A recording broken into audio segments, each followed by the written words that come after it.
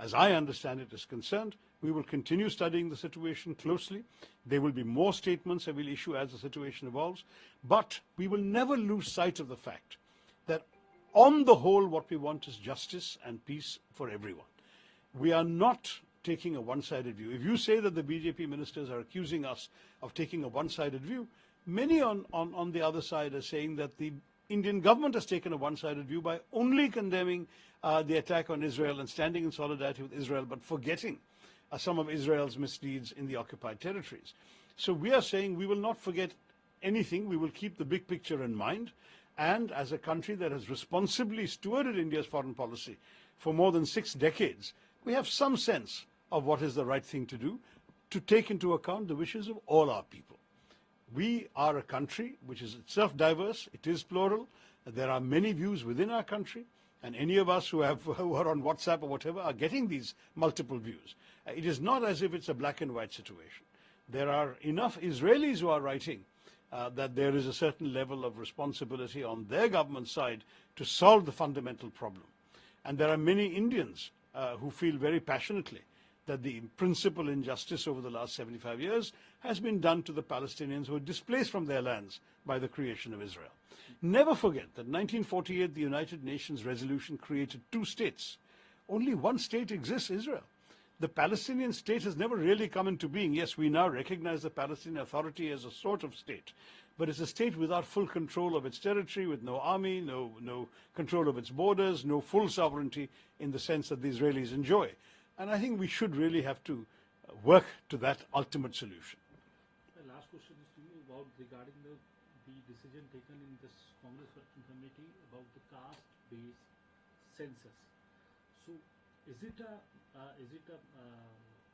what we call it in our journalistic language, a master stroke of the opposition before 2024 elections, which is going to have a direct impact over the larger population of our country, and is it a counter against the polarization of Hindu votes? Correct. I think that, I won't use a word like masterstroke, because that's been misused too much by people praising the BJP Prime Minister, people in the BJP praising their own Prime Minister. So no masterstroke on our side. All we are thinking of is what is the need in terms of justice in our country for people. Rahul Gandhi pointed out famously in Parliament that of the 90 secretaries to the government of India, only 3 are OBCs. Why is that so? I mean, these are real questions that the government has to answer and has no answer for. Instead, they're attempting a polarization narrative, which is itself damaging for our social harmony.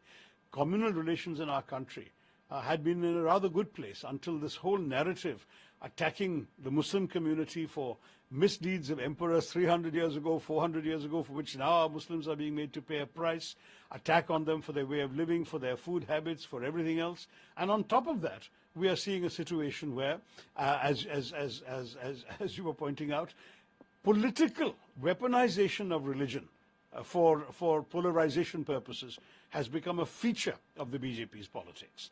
So that's not healthy.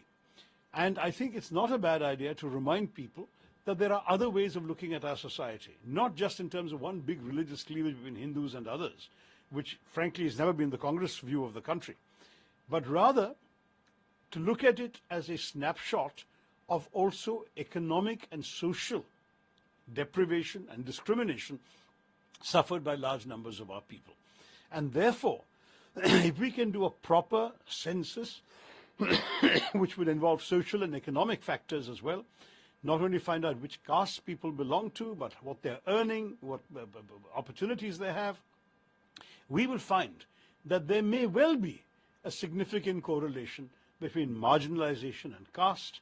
There may be a significant correlation between opportunities and economic prosperity on the one hand and caste background on the other, in which case we need affirmative action programs. So we are looking at this saying, at a time when even Mr. Modi likes to boast about giving benefits to certain castes, let us know the exact numbers. Otherwise, if you can just invent your own numbers and give benefits as you wish, that's not particularly just. And justice